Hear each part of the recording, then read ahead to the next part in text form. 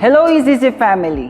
As we all know, we are all under GCQ because of the pandemic. Pero let us take this opportunity to rest and be alone with God. GCQ can also mean God calling you to quietness. Kaya ngayon, as we begin our online service, we encourage everyone to give their undivided attention in worshiping our God and listening to His Word. Even at our homes, God is present in our midst, kasama mo ang Diyos. Kaya ibigay po natin ang best natin sa pag-awit. Kung kinakailangan, pumalakpak, tumalon at sumigaw ng Amen at praise the Lord during the sermon. We encourage everyone na batiin ang isa't isa sa comment section. For this is not just a live stream broadcast, but a gathering of God's people. Don't forget to share this video or tag your friends in the comments. Kaya samahan niyo po kami. Let us feel the presence of God at our homes. Let's worship the King of Kings and the Lord of Lords. Amen. Ay! Good morning! Hello, tayo po ay pumasok na at maupo. Let's find our comfortable spot para po komportable po tayo makikinig at mumuri sa Panginoon. Amen. Sige. And welcome po sa ating online Sunday service. Sa mga kapatid po natin dyan na nasa kanilang mga bahay. At samahan niyo po kami kahit nandyan kayo. Kayo po ay, sabi nga ni Kuya Jeff kanina, pumalakpak, tumalon, maging interactive po tayo. Dahil kahit nasaan po tayo ngayon, kasama natin ng Diyos. Amen? Amen. Amen and amen. Tayo po ba ay nagagalak na anak tayo ng Diyos? Amen na? Nagagalak tayo na niligtas tayo ng Panginoon na He has set us free. Amen. Because we will thank the Lord for what He has done for us this morning. Let me read to you in Romans chapter 5, verses 8 to 11. Sa Tagalog po, sabi niya, ngunit ipinadama ng Diyos ang kanyang pag-ibig sa atin nang namatay si Kristo para sa atin noong tayo'y makasalanan pa. Kaya't sa pamamagitan ng kanyang dugo, tayo ngayon ay napawalang sala at tiyak na maliligtas tayo sa puot ng Diyos. Dati tayo'y mga kaaway ng Diyos, ngunit tinanggap na niya tayo bilang mga kaibigan sa pamamagitan ng pagkamatay ng kanyang anak. At dahil dito, tiyak na maliligtas tayo sapagkat si Kristo ay buhay at hindi lamang yan.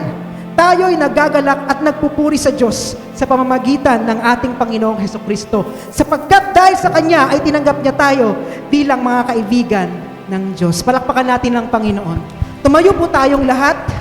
Hallelujah. Nagagalak ako. Ako nga nagagalak personally, di ba? Na hindi tayo niligtas ng Panginoon, hindi siya lumapit sa atin nung perfect na tayo, nung wala na tayong kasalanan, nung okay na yung buhay natin, kundi lumapit siya sa atin nung tayo'y makasalanan pa. Kaya napakadakila po ng pag-ibig ng ating Diyos. At sabi ng awiting ito, salamat, O Jesus, sa pag-ibig po. Isipin po natin yung pagkaligtas ng Panginoon sa atin as we worship and as we praise His name. Ibigay po natin ang best natin sa Panginoon. Amen. Amen. Amen. And palapakan natin ng Diyos. Let's worship the King of Kings and the Lord of Lords. Palapakan natin ang ating mga kamay para sa Panginoon na nagligtas sa atin at nagmahal. Hallelujah. Awitin po natin ito. Bastad ang kalawakan, hindi ko maunawaan ang iyong dahilan kung bakit ako'y pinilibot pinalagaan. Hindi ko kayang isipin, hindi ko kayang sagatin ang pag-ibig mo, Jesus, na iyong pinili.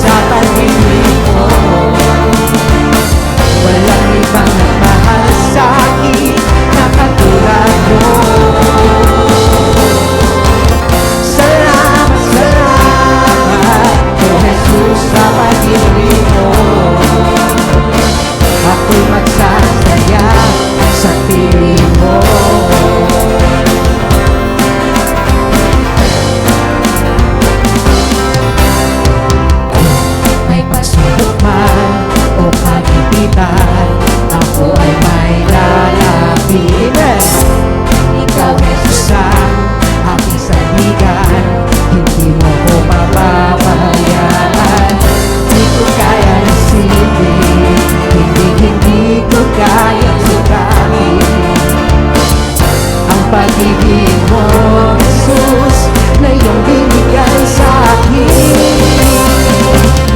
Salamat, salamat, O Jesus, sa pag-ibig mo. Walang ibang magmahal sa akin na katulad mo. Salamat, salamat, O Jesus, sa pag-ibig mo. Ako'y magsasaya sa piling mo. Buhay ko na ang purihin ka. Buhay ko na ang purihin ka. Buhay ko na ang sa'yo'y sumamba. Wala nang ibang nanaisin pa, kundi pasalamatan ka. Buhay ko na ang purihin ka. Buhay ko na ang sa'yo'y sumamba. Wala nang ibang nanaisin pa, kundi pasalamatan ka. Buhay ko na. Buhay ko na ang purihin ka. Buhay ko na ang sa'yo'y sumamba. Wala nang ibang nanaisin pa, kundi pasalamatan. Lahat po tayo magpasalamat. Salamat, salamat, O Jesus, sa pag-ibig mo. Walang ibang magmahal sa akin na katulad mo. Salamat, salamat, O Jesus, sa pag-ibig mo. Ako'y magsasaya sa piling mo. Isa pa po, salamat, salamat. Hallelujah! Salamat, salamat, O Jesus, sa pag-ibig mo. Walang ibang nagmahal sa akin na katulad mo. Salamat, salamat, O Jesus, sa pag-ibig mo. Ako'y magsasaya sa piling mo. Ay magsasaya. Ako'y magsasaya sa piling mo. Ay magsasaya. Ako'y magsasaya sa piling mo. Pagkat mahal na mahal ka namin, Panginoon, dahil sa iyong ginawa sa amin. Lakpak po natin ang ating mga kamay para sa Panginoon dahil He deserves our highest praise. Amen.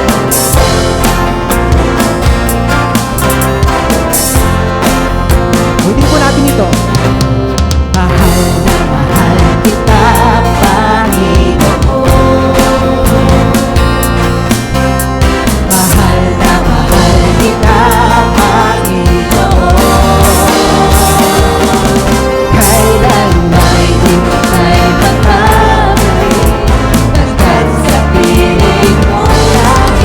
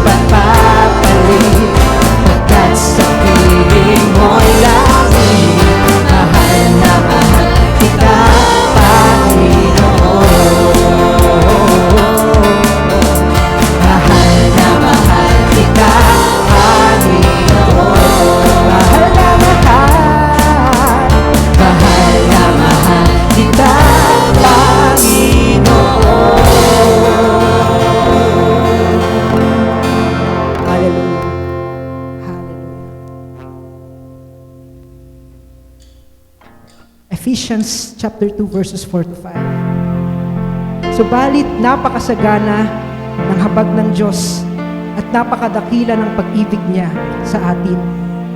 Tayo'y binuhay niyang kasama ni Kristo noong tayo'y mga patay pa dahil sa ating pagsuway. Naligtas nga kayo dahil sa kanyang kagandahang loob. Ang habag ng Diyos ay napakayaman. Amen.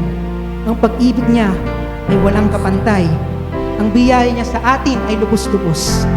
Patuloy nating ibigay ang nararapat na pagsamba at pagluwalhati sa Panginoong Hesus dahil sa kanyang sukdulang biyaya. Ulitin ko na. Habang hindi karapat-dapat, pagpupulan ng kapal at wagas mong pagsipan. Habang walang kakayanan, masuklian ka ng mabuti sa lahat mong ginawa. Niyakap mo ako sa iyong karunihan. Inibig mo ako, hindi kayang tumbasan. O Diyos ng pagpatunay at katwiran na kahit isa'y di nabahiran na kabanat na kalwalhatian sa lahat sa sukulang biyaya mo, O Diyos ng pag-ibig na mas malawak pa kaysa aking mga pagkakasalan. Ikipas sa buhay ko, salamat sa sukulang biyaya mo. Hallelujah. Kami nagagalak, Panginoon. Napakalalim ng iyong pag-ibig sa amin. Awitin po natin muli habang hindi karapat-dapat. Habang hindi karapat-dapat, pagpupulan ng habag at wagas mong pagsisikap. Habang walang kakayanan, masuklian ka ng mabuti sa lahat mong ginawa. Niyakap mo ako sa aking karunihan. Inibig mo ako nang di kayang tumbasan. O Diyos ng pagtalunan at pagnilan na kahit isa'y di nabahiran na kabanalan at kawalhatian. Salamat sa sukulang biyaya mo, O Diyos ng pag-ibig na mas malawak pa kaysa aking mga pagkakasalan. Ikipas sa buhay ko, salamat sa sukulang biyaya mo. Maraming salamat, Panginoon.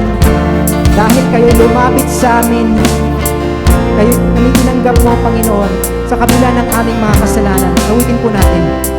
Niyakap mo ako sa iyong karumihan.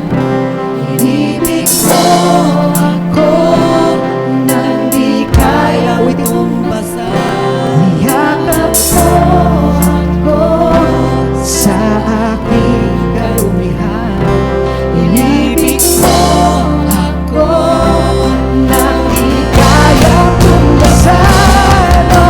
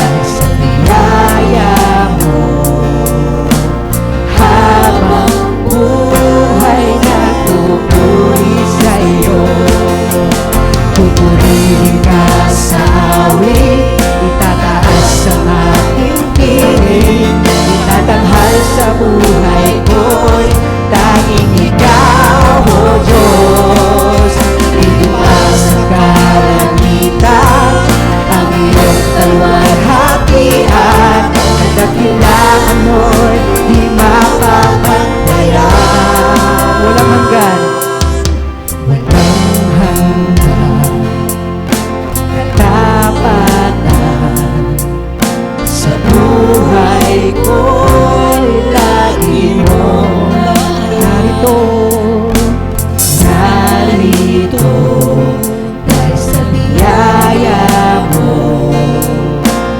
Habang buhay nagpupuri sa'yo, pupurihin ka sa awit, itataas ang aking tinig, itatanghal sa buhay ko, tanging ikaw, O Diyos. Higit pa sa kalangitan, ang iyong kalwalhatian, kadakilan mo'y di mapapantayan. Jesus, sa'yo ang kapurihan. Jesus, sa'yo ang kapurihan, kalwalhatian, ngayon at magpakailanman. Jesus, sa'yo ang karangalan, kapangyarihan, ngayon at magpakailanman. Ulitin po natin, Jesus, sa'yo. Jesus, sa'yo ang kapurihan, kalwalhatian, ngayon at magpakailanman. Jesus, sa'yo ang karangalan, kapangyarihan, ngayon at magpakailanman. Pupurihin ka sa amin, itataas ang aking tinig, itatanghal sa buhay ko'y tanging ikaw, O Diyos. Higit pa sa kalangitan, ang iyong kalwalhatian, kadakilaan mo'y di mapapantayan. Jesus, sa'yo ang kapurihan. Jesus, sa'yo ang kapurihan, kalwalhatian, ngayon at magpakailanman.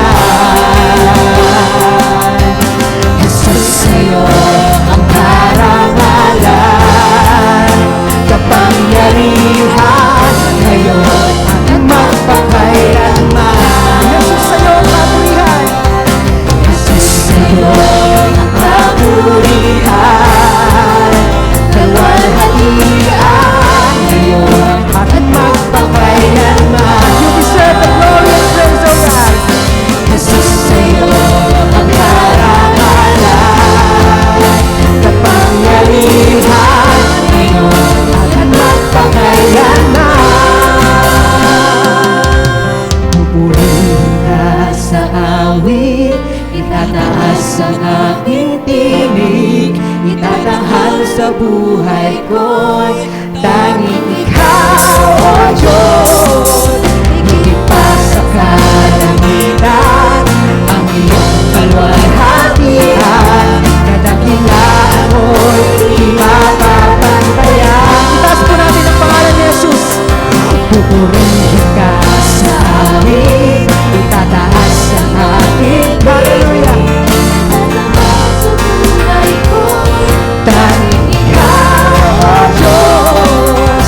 Higit pa sa kalangitan, ang iyong kalwalhatian, kadakilaan mo'y di mapapantayan.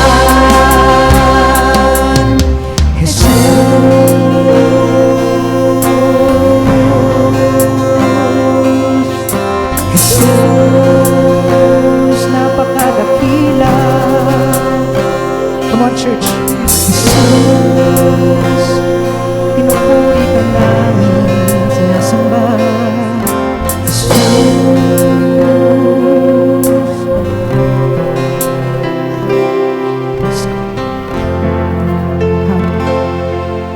Papasalamat kami, Panginoon. Napakasukdulan, napakayaman, napakalalim ng iyong pagmamahal para sa amin. Sino ba kami, Panginoon, para iyong mahalin? Parang madudungis na basahan. Ngunit, Lord God, iniwan mo ang iyong kalawalhatian. Iniwan mo ang kalangitan, Panginoon, bumaba sa lupa, Panginoon, upang kami yakapin sa aming karumihan. Maraming salamat dahil kami po, Panginoon, ay pinakawalan niyo mula sa pagkagapos ng aming mga kasalanan. Maraming salamat sa pag-asang meron kami sa inyo, O God, na balang araw babalik ka, Panginoon. At kami, Panginoon, ay iyong sinusustain. Kami, Panginoon, ay iyong hinahanda until we meet you face to face. Kaya naman po, Panginoon, kayo ay aming pinapapurihan, pinaparangalan. Sa inyo lamang ang papuri, pagsamba at pasasalamat. Sa iyo lamang, Hesus Kristo, ang banal-banalan at kataas-taas ng Diyos. At lahat ng anak ng Diyos ay magsabi ng malakas na Amen at Amen. Palapakan natin ang Panginoon. Hallelujah. Hallelujah. Tayo po ay makakaupo.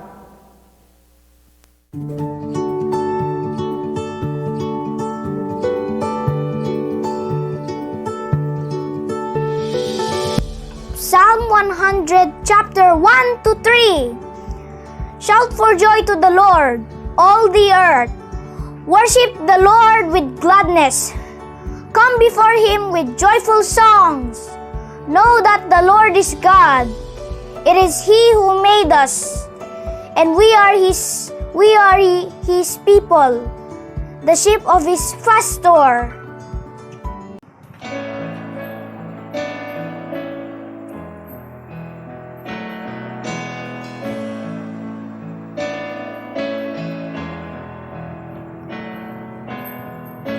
My Jesus, my Savior, Lord, there is none like you. All my days, I want to praise the wonders of your mighty love. My comfort, my shelter, tower of refuge and strength. Let every breath, all that I am, never cease to worship you. Shout to the Lord, all the earth, let us sing. Power and majesty, praise to the King. Mountains bow down and the sea will roar at the sound of your name. I sing for joy at the work of your hands. Forever I'll love you, forever I'll stand. Nothing compares to the promise I have in you.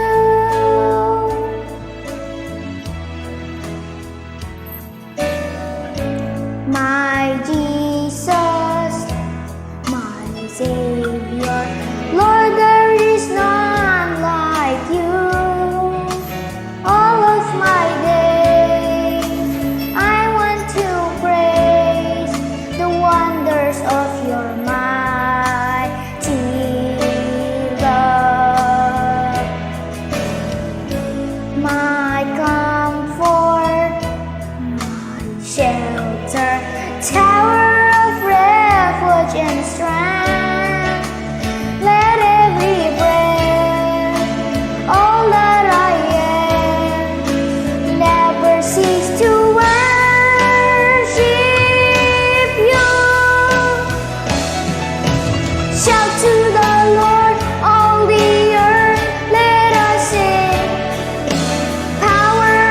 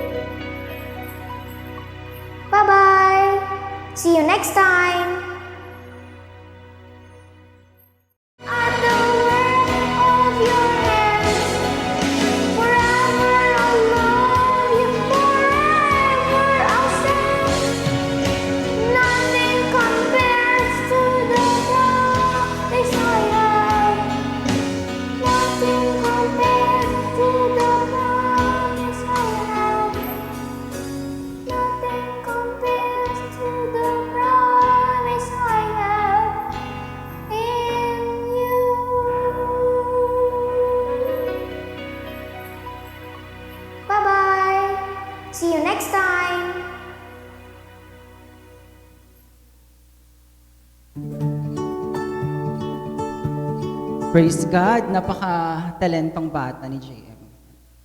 Ayun, proceed na po tayo sa ating prayer for the kids. Ayun. Brothers and sisters, whether you are a seasoned or a brand new parent, what you pray will have a powerful impact on your kids, but now and for the rest of their lives. So let us stand. Let's all stand. Let's all bow down our heads and pray with sincerity for our children. Father God in heaven, thank you for this day. Thank you for the life you've given to us. Thank you for all the blessings. Lord, we pray for our children to give them the wisdom, the strength, the knowledge.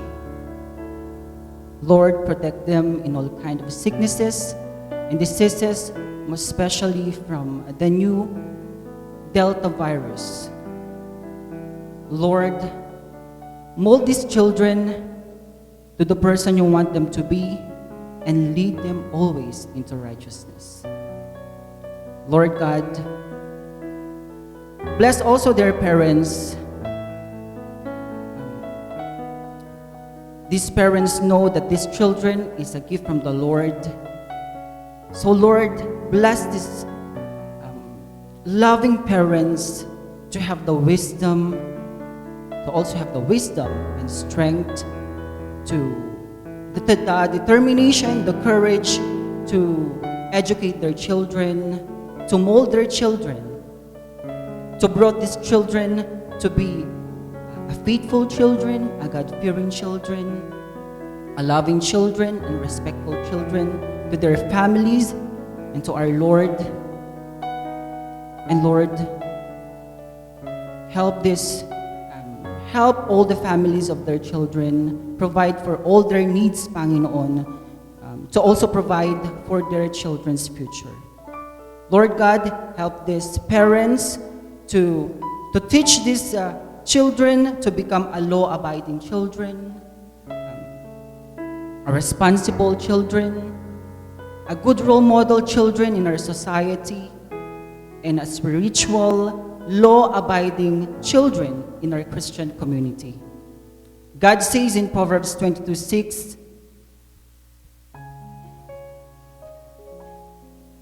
train up a child. Train up a child. When this child grow, he will not depart from it.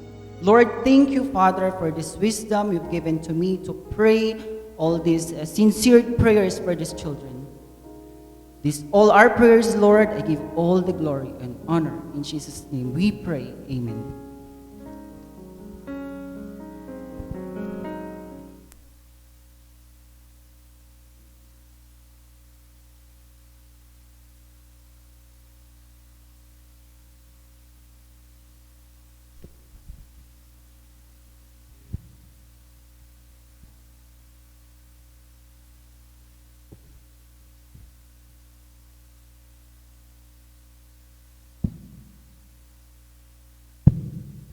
Magandang umaga po sa ating lahat. Good morning po. Ating pong buksan ang ating Biblia sa Ephesians chapter 6, verses 10 to 18. Asan na ba? Meron ba tayong sa overhead? Okay, sandali lang at basahin natin.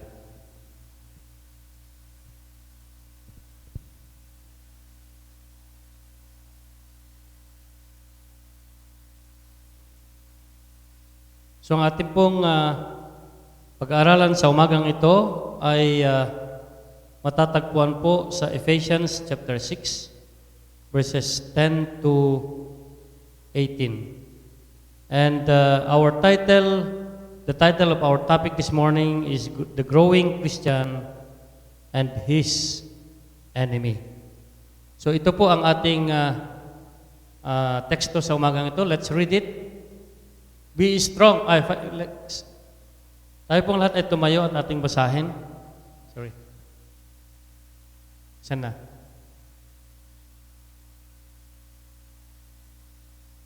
Finally, ready, go. Power. Asan na yung...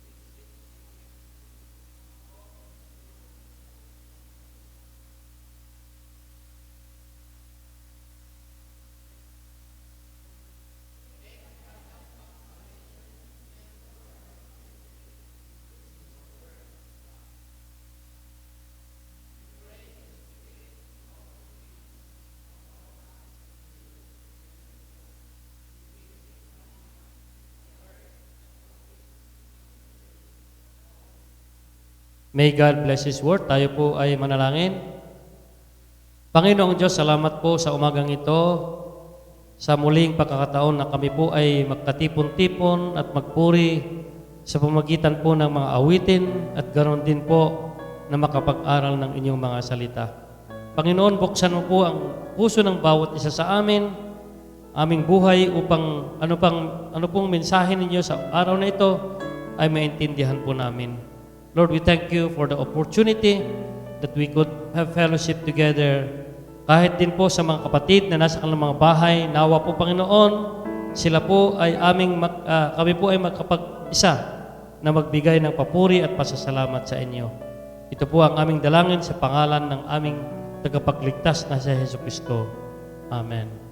Tayo po ay makakaupo.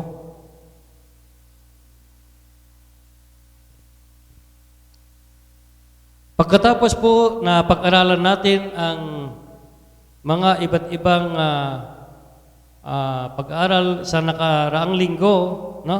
Some have made new commitment to Christ. So we want to build altars that have been broken down, and devotional life for some have been revived. Meron po sa ating mga kapatid na nagkaroon ng revival sa kanilang pagbabasa ng Biblia, sa kanilang pananalangin. And the marks of maturity are starting to show up. So now, you're on the ground. Ngunit, no, somebody or someone doesn't like it. Don't you know that somebody doesn't like you to grow in your life, in your Christian life?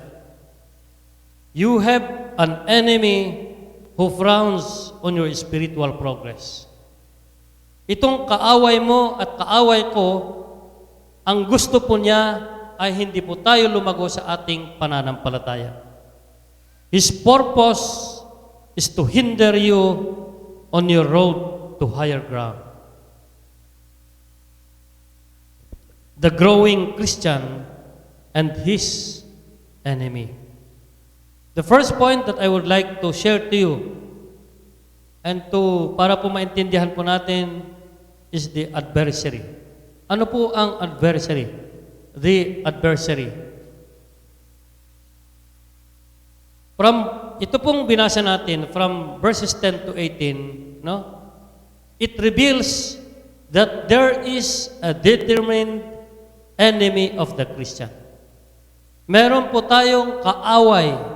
Bawat isa po sa atin ay meron pong kaaway. Kaya po, ang sinabi po niya rito, sabi po ni Apostol Pablo, that be strong Kailangan po nating magpalakas, no? Put on the whole armor of God. The Bible speaks of the reality of Satan's existence again and again. Minsan nakakalimutan natin na meron po tayong kaaway na gustong hindi lumago ang ating mga pananampalataya. His purpose is your destruction. Yan po ang sinabi niya sa John chapter 10, verse 10. The thief comes to steal and to destroy. No? Satan and his servants can deceive every one of us by appearing to be attractive. No? So si Satanas po ay nagpapakita sa atin ng magagandang bagay na kung saan pwede po tayong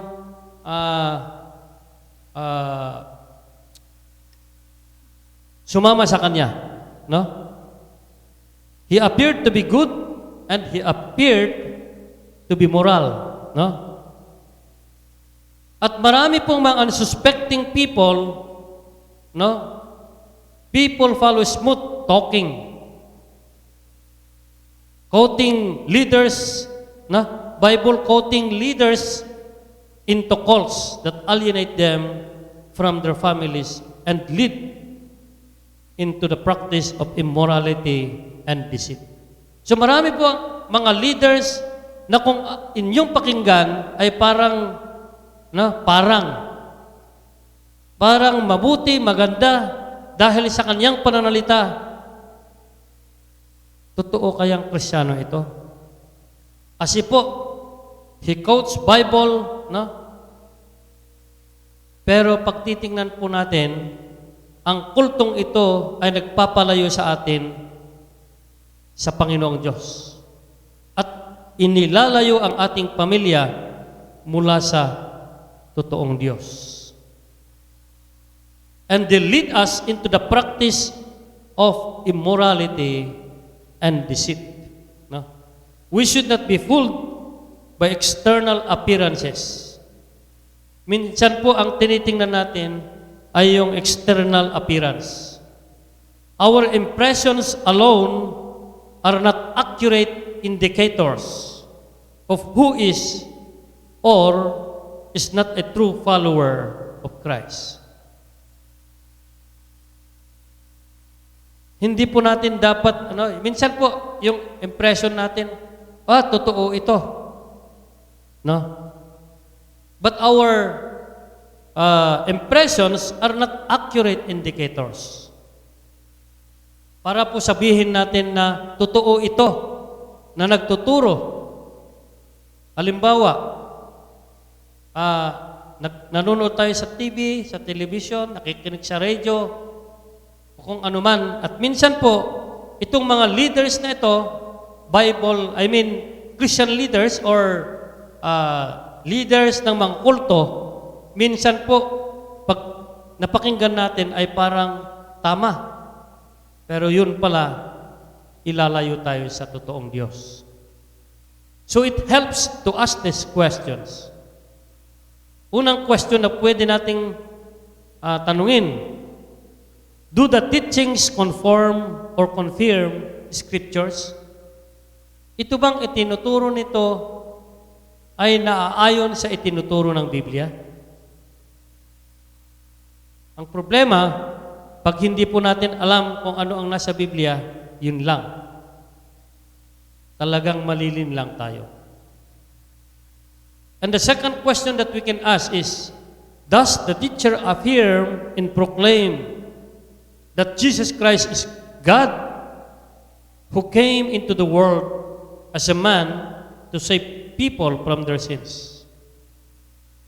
Ito bang itinuturo ng Bible teacher na ito ay itinuturo si Kristo Jesus na bilang Diyos na pumunta dito sa lupa upang iligtas ang kanyang mga tao mula sa kanilang kasalanan? Pag iba po ang sinasabi niya, pag hindi po si Kristo ang magliligtas, ay iba na po yun. Lagi ko pong tinuturo sa mga pinupuntahan namin, no, that there is no other way going to heaven but Jesus Christ. It's not religion, it's not a church. Kaya kahit sa'yo lahat ng relihiyon, kahit sa'yo lahat ng simbahan, kung ikaw naman ay hindi maliligtas, ano yun? Kawawa ka naman pag sa'yo lahat ng relihiyon, sa'yo lahat ng simbahan, pero yun pala, hindi ka naman maliligtas. Anong napapala mo doon pag ganun? Is the teacher's lifestyle consistent with biblical morality? Ito bang nagtaturo na ito ay consistent ang kanyang buhay sa itinuturo ng Biblia? In 1 Peter chapter 5 verse 8, Peter warns us to watch out for Satan when we are suffering or being persecuted. Ang pag-atake po ng dyablo, sabi po niya, ay parang lion. Alam niyo ba kung paano umatake ang lion? No? Ang hinahanap po ng lion ay yung may tama. Naintindihan niyo? Yung may problema, halimbawa, yung di ba, nanonood tayo sa TV, ang hinahabol ng lion ay yung may problema. At ano ang sabi ng Biblia? Halimbawa, yung may pilay na animal, yun ang hinahabol ng lion. Hindi niya hinahabol yung may injury. Hindi niya hinahabol yung malakas. Naintindihan nyo? Kaya po, sabi ni Apostol Pedro, no? Si Satanas daw ay parang roaring lion. So ang hinahanap niya, somebody who is suffering and being persecuted, yun po ang hinahanap ng dyablo. Kasi madali niyang talunin. So feeling alone, weak, helpless, and cut off from other believers, so focus on our troubles that we forget to watch for danger. Minsan po ang focus natin sa problema, sa ating mga nararanasan sa buhay, so we forget to watch out for danger. Diba? Kasi ang concentration mo dun sa problema.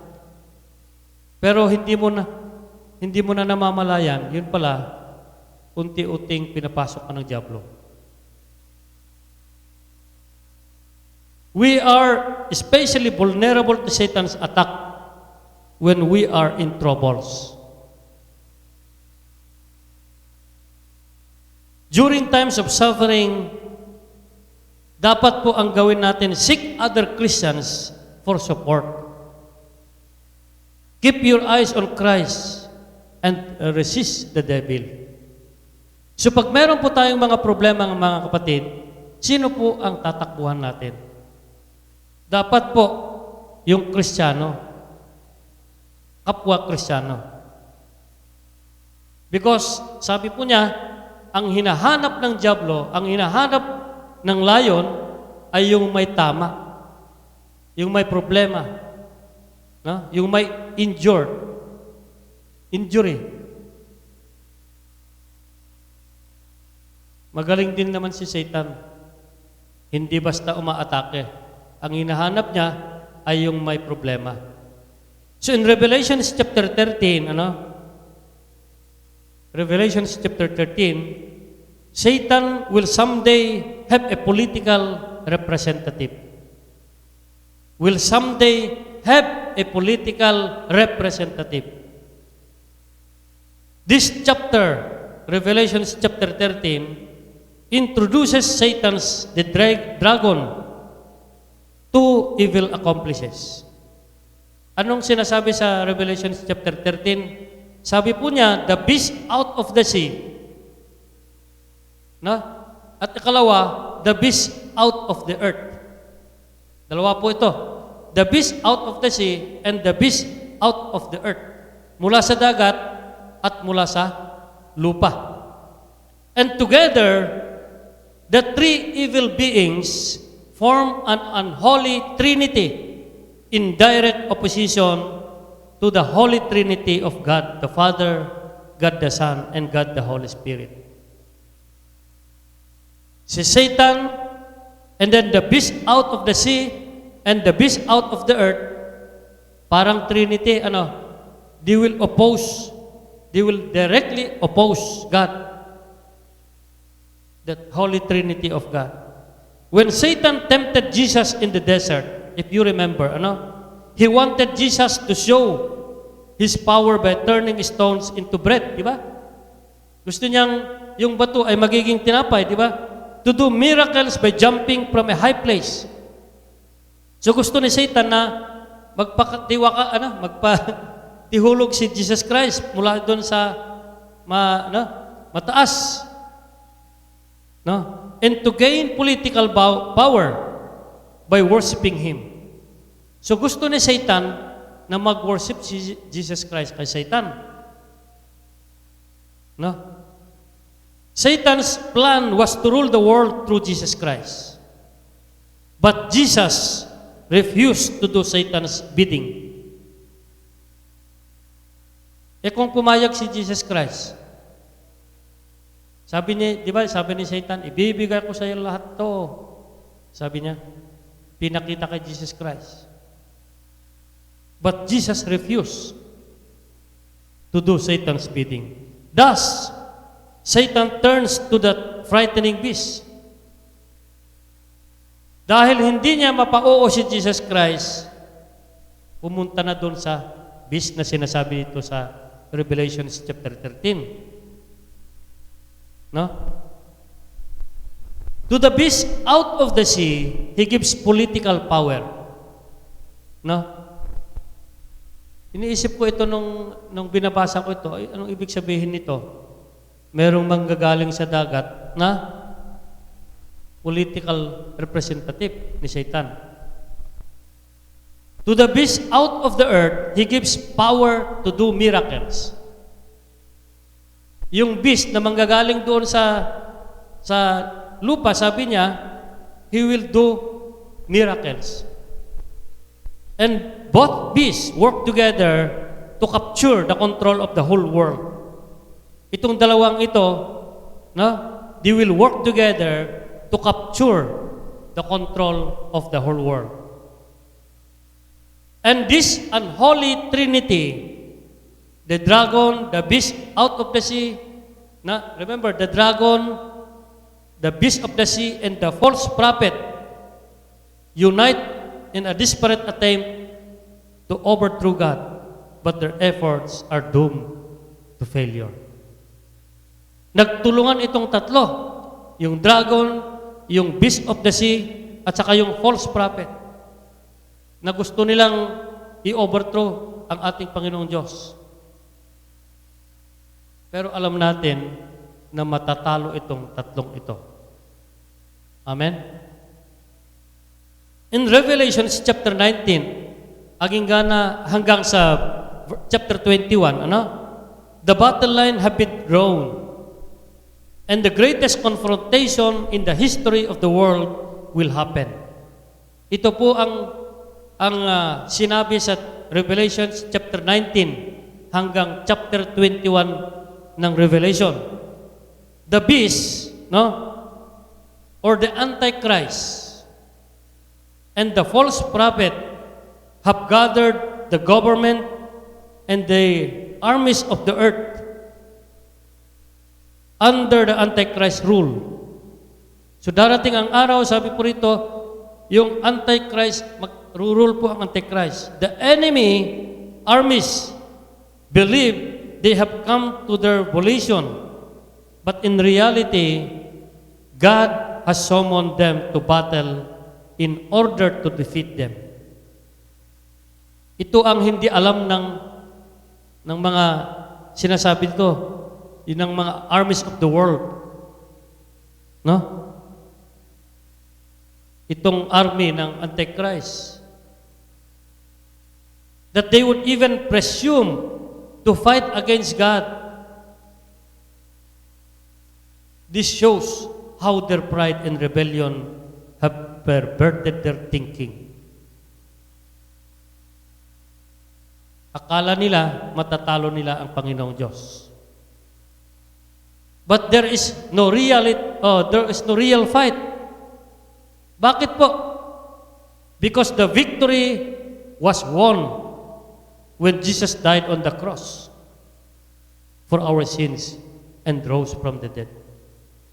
Wala nang real fight, wala nang real war. Bakit? Tinalo na ng ating Panginoong Diyos. Thus, the evil leaders are immediately captured and sent to their punishment, and the forces of evil are annihilated. So mga kapatid, natalo na ang ating kaaway. In Revelation chapter 20 verse 10, Satan's power is not eternal. No? Again, the power of Satan is not eternal. He will meet his doom. He began his work in mankind at the beginning. Genesis chapter 3, verses 1 to 6, and continues it today. Hanggang ngayon, nagpapatuloy pa rin si Satanas na nagtatrabaho. So there is a spiritual battle raging constantly, and every Christian has enlisted to oppose the enemy. Kaya pag ikaw po ay Kristiyano, you have enlisted to the army of God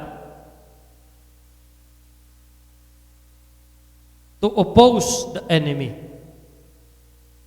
Minsan nakakalimutan natin na ikaw at ako pala ay sundalo ng Diyos. Because, mula nung tayo po ay ipinanganak muli, when we were born again, ikaw na po ay nakalista bilang sundalo ng Diyos. But Satan will be destroyed when he is thrown into the lake of burning sulfur. The devil will be released from the abyss or from the prison, but he will never be released from the fiery lake. He will never be a threat to anyone again.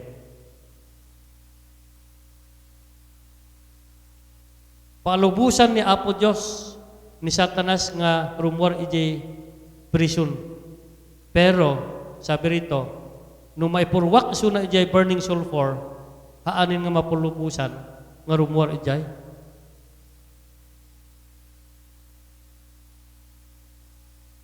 So awanin iti kalaban iti namatikin ni Apo Diyos.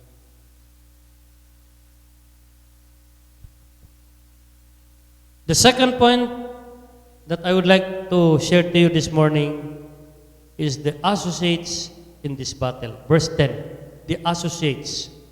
Anong ibig sabihin ng associates? Yung mga kasamahan natin sa gyerang ito. Sino po ba ang kasama natin sa gyerang ito? Finally, sabi po dun sa Ephesians chapter 6 verse 10, finally, my brethren, we are not in this battle alone. Hindi ka nag-iisa. Pakisabi nga sa katabi mo, hindi ka nag-iisa. Hindi ka nag-iisang sundalo ng Diyos. Others have to face the same enemy. Lahat po tayo ay meron po tayong kaaway. And at salvation, you are born into this fighting fellowship. You are born into this fighting fellowship. Itong fellowship natin ay para po tayo ay kasla sundalo. Parang yung sundalo nga matrain tapno makilaban kasyamat lang. That the fellowship tayo is to build up each other para po tayo makigera. Let us therefore be sure that we fight the foe or the enemy and not each other. May nabalitaan ba kayong sundalo na sila ang naglaban-laban? Meron sa Biblia. Hindi niyo ba alam yun? Nabasa niyo? Di ba meron sa Biblia yun?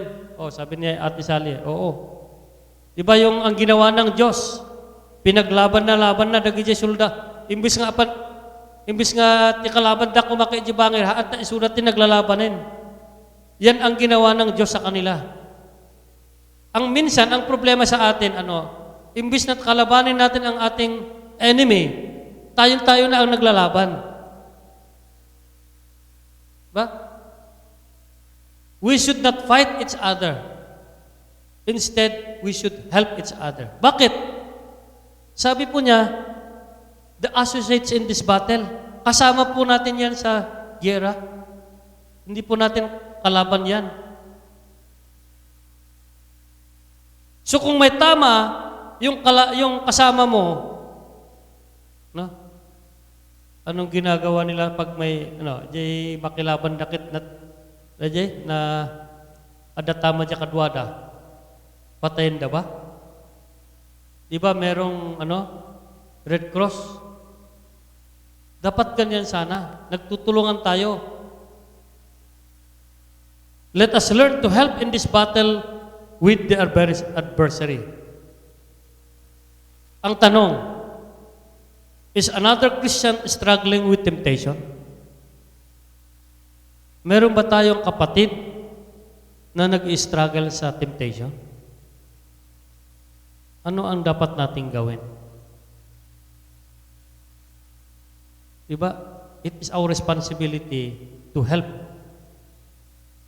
Kasi, kasama natin yan sa giyera. Hindi mo yan kalaban. Is a brother or sister discouraged?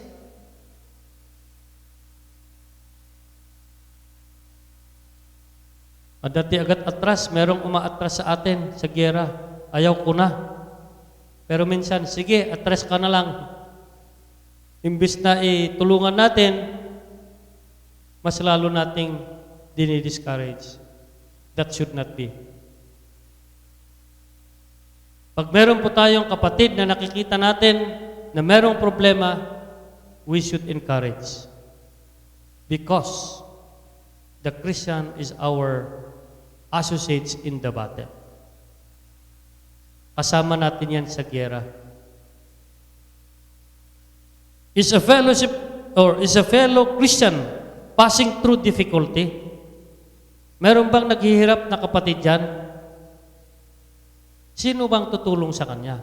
Alangan namang si Satanas. Dapat ang tutulong sa kanya ay yung kapwa niya Kristiyano.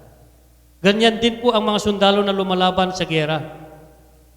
Sino ang tutulong doon sa may tama na sundalo? Hindi ba dapat yung kasama niyang sundalo? Ang problema sa atin minsan, hindi eh. Kaya yun ang dapat nating pag-aralan. The growing Christian and his enemy. We are a pilgrim. We are traveling, going to our residence. Lahat po tayo ay nagta-travel papunta sa ating residence. Saan ba ang residence mo? Hindi dito sa lupa. Hindi ako taga-lupa. Tayo ay taga-langit. Pakisabi mo nga sa katabi mo. Ikaw ba ay taga-lupa o taga-langit?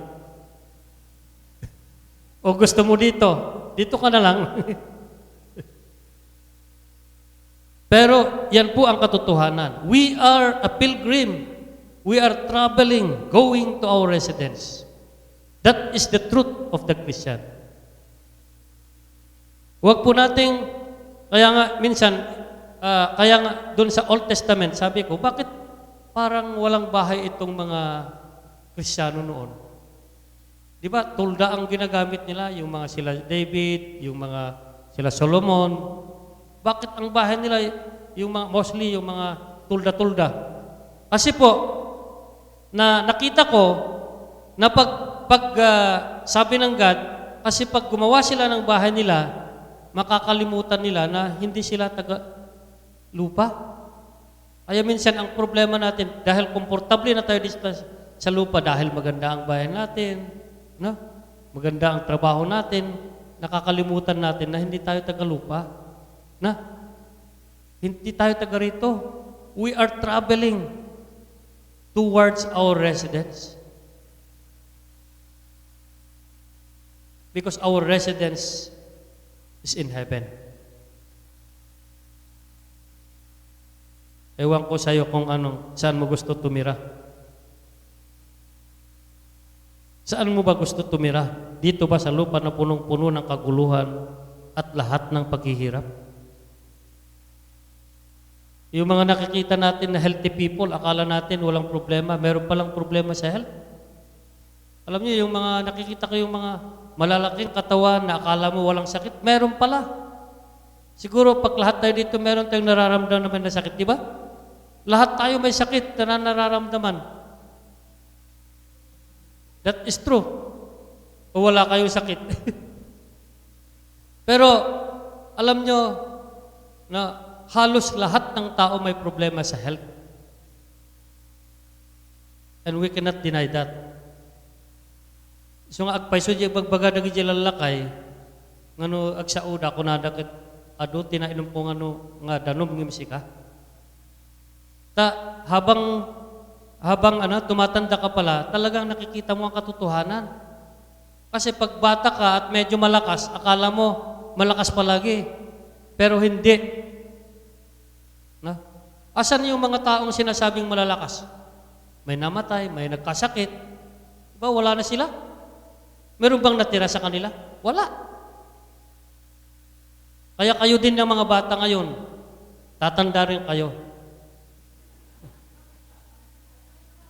That is the truth.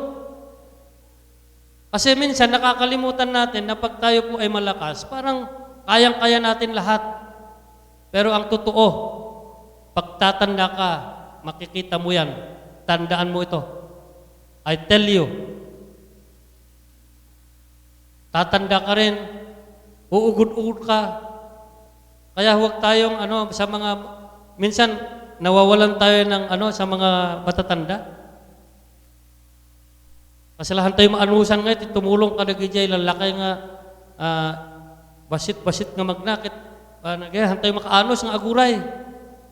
Pwede yung lalakay, bakit? Hanggang nangapaspasan. Pero alam nyo, later on, ganyan din tayo. Yan ang nakita kong katotohanan. Kaya mga kapatid, we need to aid those in conflict quickly to our knees in prayer. Kailangan po nating manalangin. Kailangan po ang words of encouragement to those in need. Words of encouragement. Tandaan, words lang na encouragement. Malaking bagay na yan. Kahit salita lang. Kapatid, magpatuloy ka. Don't be discouraged. Kaya mo yan. Because God is with you. Ngayon no, adati problema ti kapsat mo, tapos, ay, adan sa basol mo kaniapo Diyos. Pag ganyan agad ang tirada natin, wala. Imbis na mag-encourage tayo, parang you are judging na. Kaya minsan, nagkakaroon tayo ng di mo maalam, later on, ikaw pala magkakaroon din ng problema ng ganyan.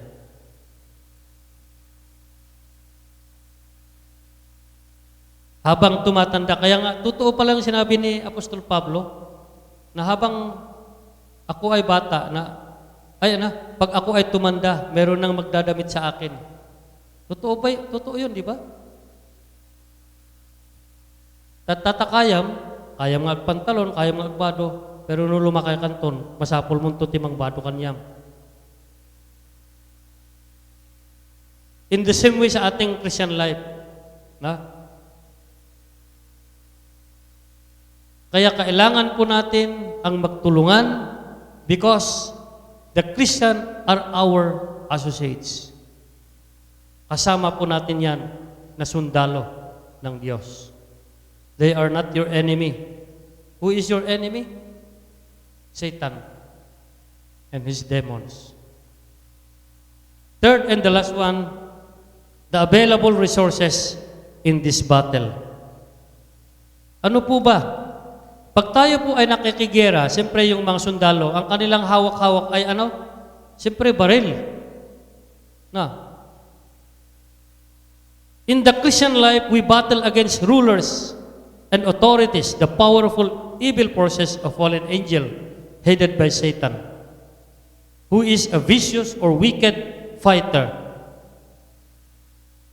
To withstand their attacks, we must depend on God's strength and use enemy piece or every piece of His armor. Yung binasa natin kanina sa Ephesians chapter 6 verse 13 to 18, ano yung armor? Andun na lahat nakasulat doon. No?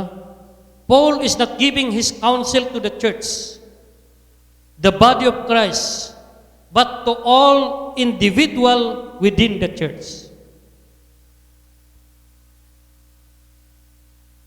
Individual. Hindi po a group, kundi ang sinasabi ni Apostol Pablo, kada Kristiyano. The whole body needs to be armed. Kailangan po nating merong armas lahat. Ano ang armas natin bilang Kristiyano? Hindi garan, hindi bomba. Dahil ang kalaban natin, sabi niya, rulers and authorities.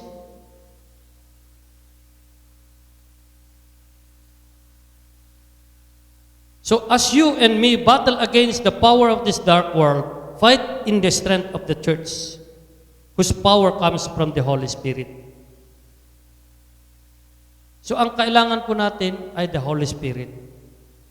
In 1 Corinthians chapter 16 verse 13, 1 Corinthians chapter 16 verse 13, Paul directed the Corinthian Christians as they wait for his next visit to be on their guard against spiritual dangers, to stand firm in the faith, behave courageously, and to be strong, to do everything with kindness and in love.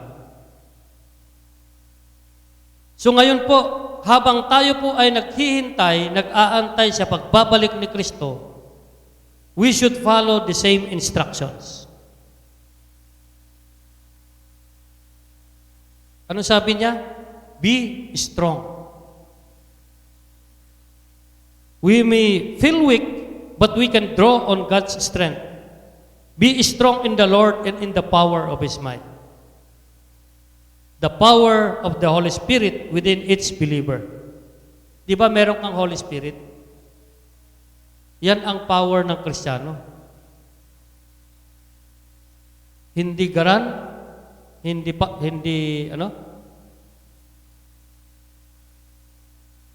bomba o ano.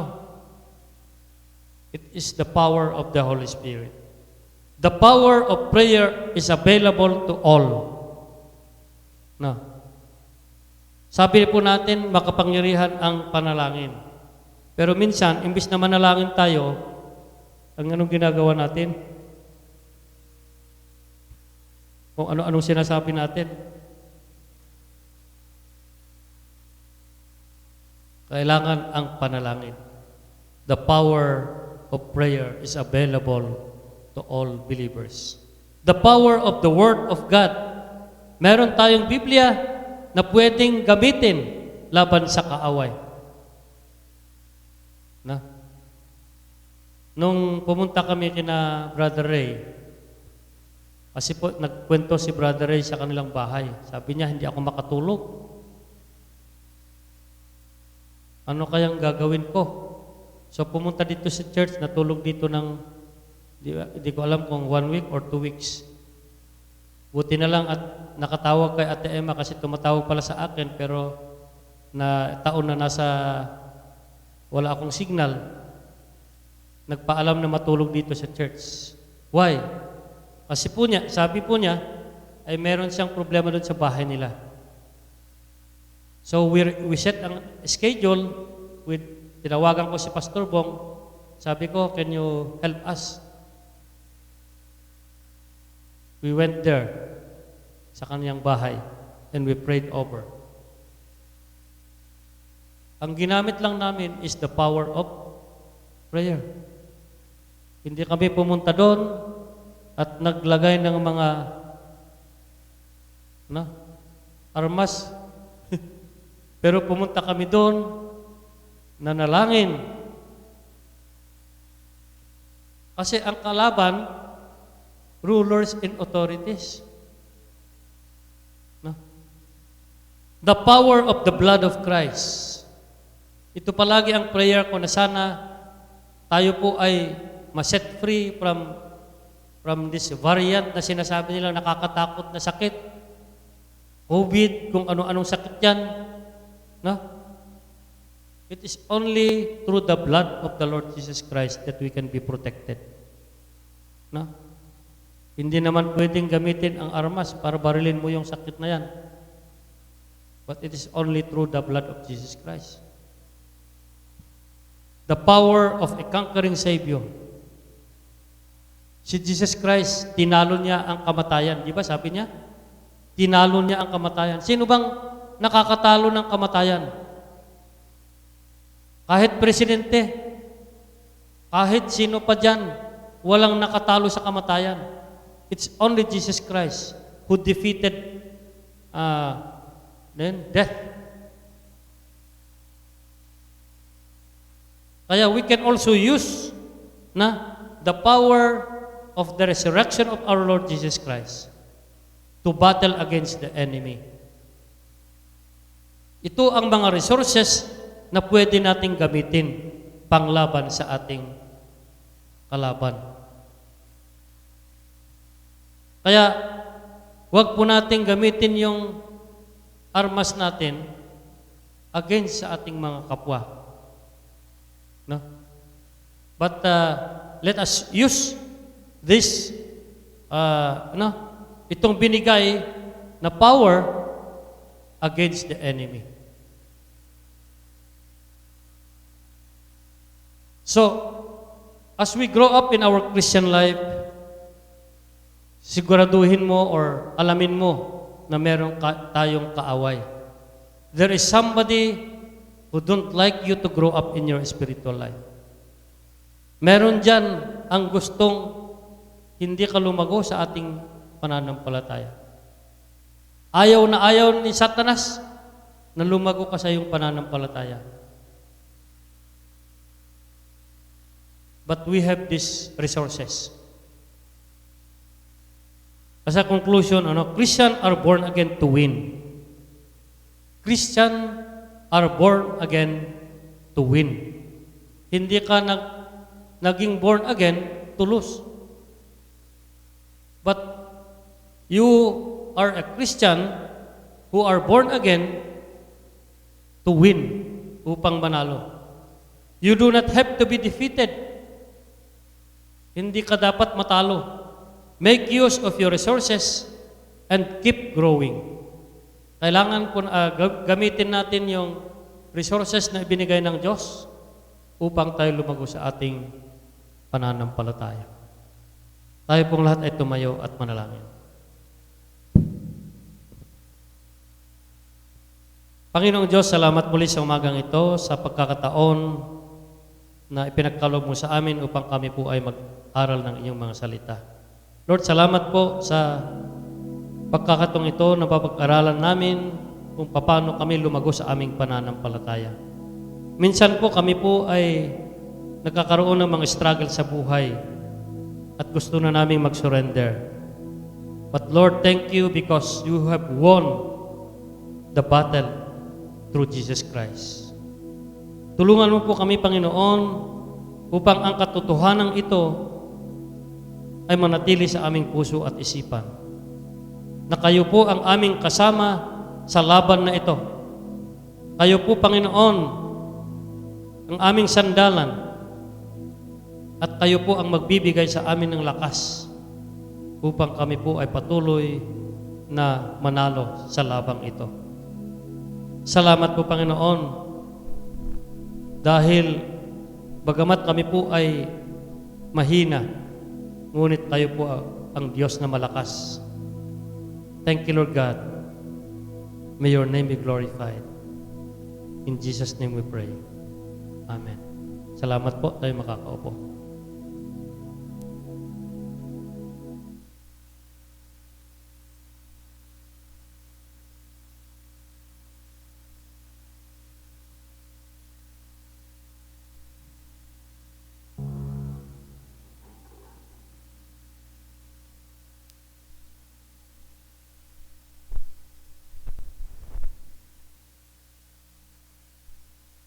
Let's prepare for our tithes and offering.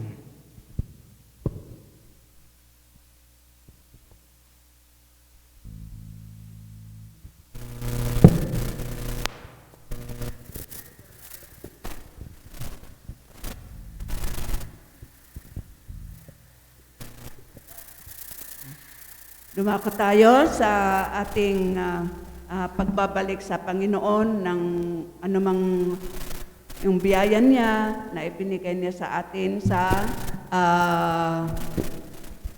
linggong ito o yung nakaraang linggo.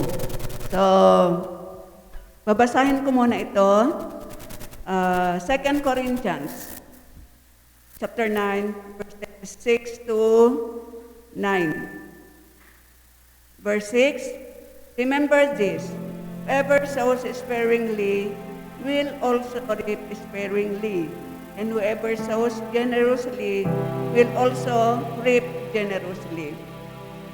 Each of you should give what you have decided in your heart to give, not reluctantly or under compulsion, for God loves a cheerful giver.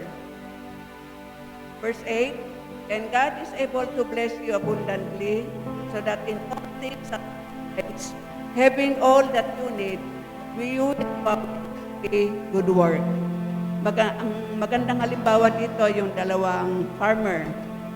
Yung isang farmer, nagtanim ng isang salop na mais, binhi ng mais.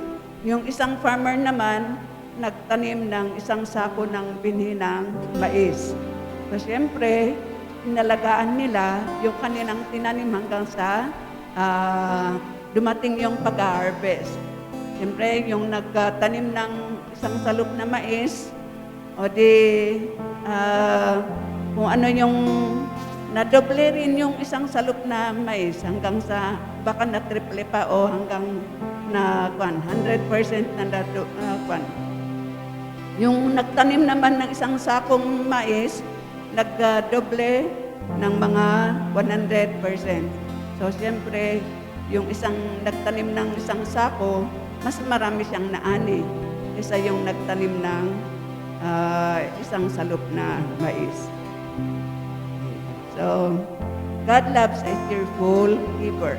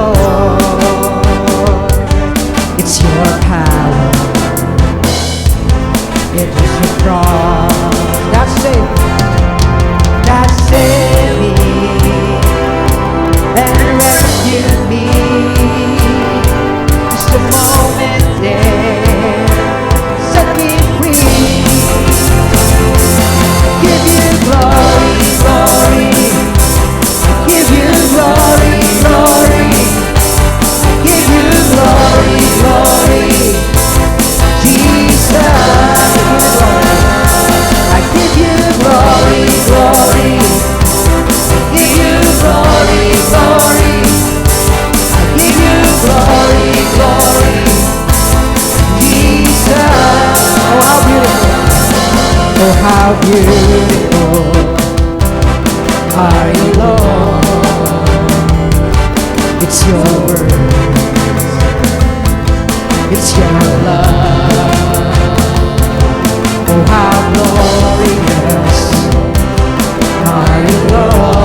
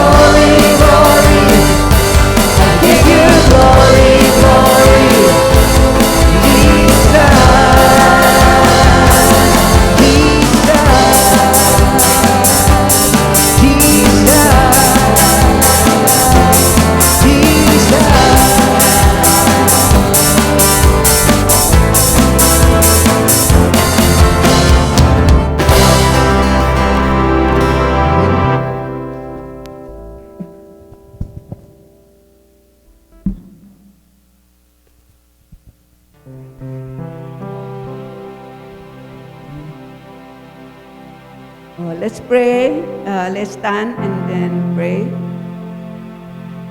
Father God in heaven, thank you so much, Lord, again, na kami nagtitipon-tipon para patuloy na magbigay puri sa iyo.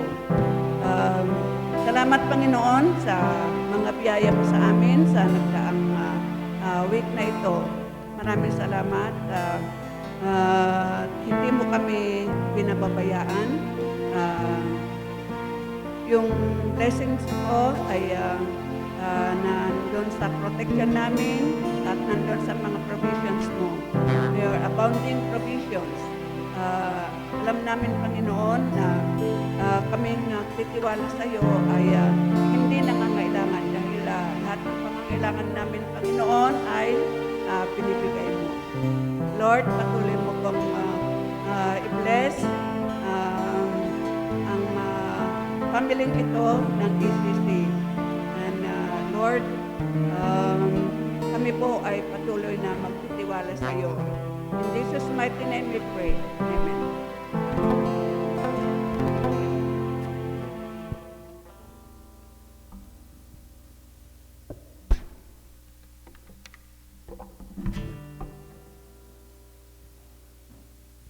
Salamat muli sa ating mga song music team, sa mga napakagandang mga awitin. At sa pagkakataong ito, amin pong pinapaalala sa ating lahat ang ating mga activities this day. Ang ating pong Bible study ay magpapatuloy po sa linggong ito. Every Tuesday po ay meron po tayong Bible study kina Randy Akangan family. Dito lang po sa malapit sa ating simbahan. We can walk from here every 6 o'clock ng Tuesday sa bahay nila Brother Randy with his family. And every Thursday po sa Puguon family sa Abyan ay meron din po tayong Bible study doon. Usually ay sinasamahan po ako ni Pastor Ramon, and we are having Bible study with the family of Puguon. And also, Saturday ay meron pong Bible study sa District 4 with Pastor Excel. Alas 4 po ng hapon, every Saturday. And mamayang hapon po sa bahay nila Sister Emmy, ay tinawagan ko po siya at siya po na ang mag-handle kasi po I have to go up, umakyat po at tingnan po ang aking nanay dahil kasalukuyan pong may sakit. At please continue to pray. Salamat po sa mga kapatiran na nagpe-pray po and praying with us. Kasi po ang aking mother po ay medyo may maraming complication na sakit. And nahulog po siya, kaya meron pong mga tama sa paa. And nagka-complicate na yung mga sakit niya. So, please continue to pray.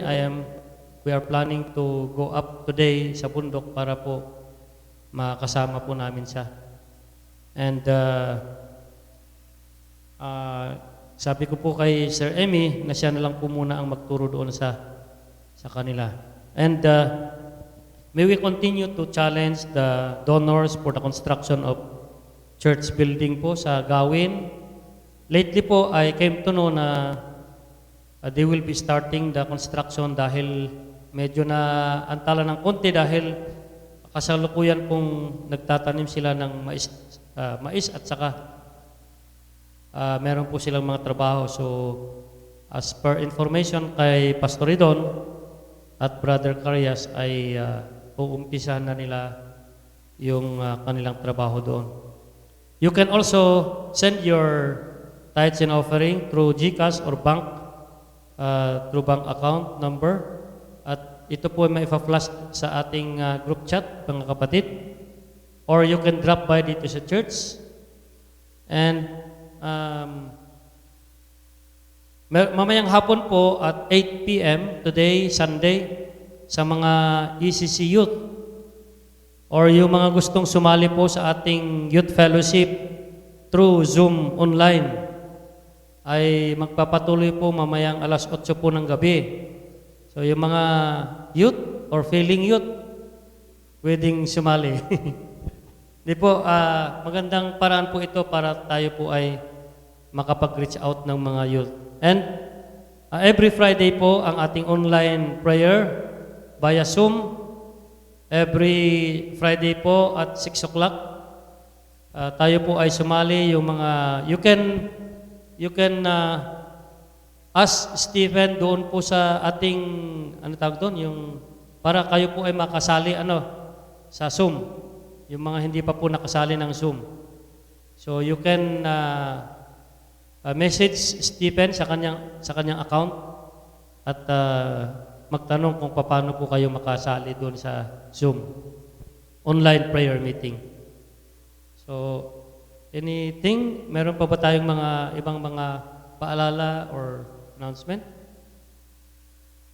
So pag wala na po ay tumayo po tayo at manalangin tayo.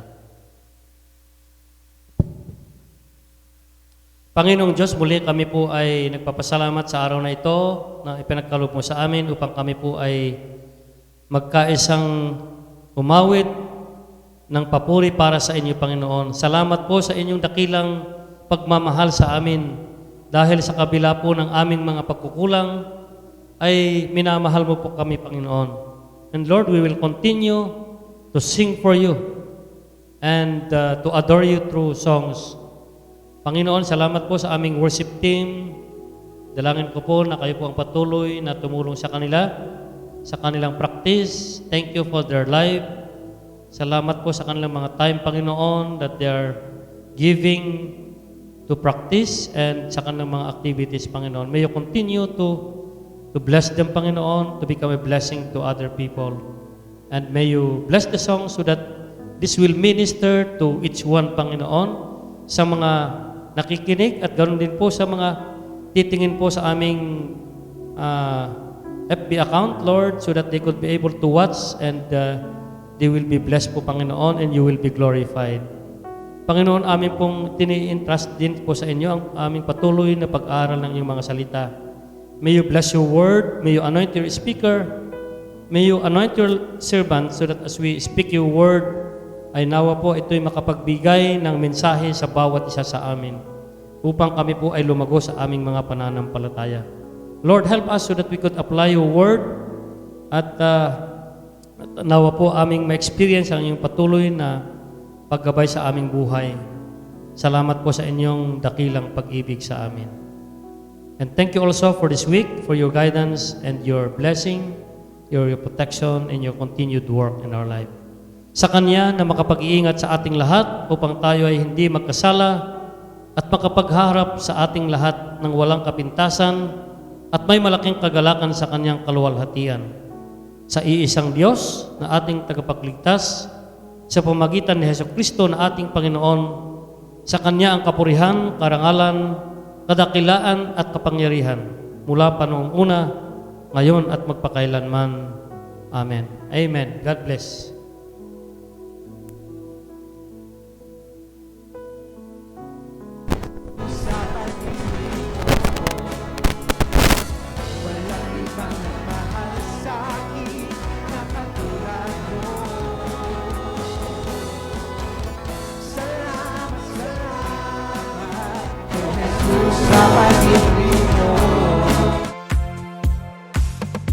Welcome to Evangelical Salt Church Bayombong.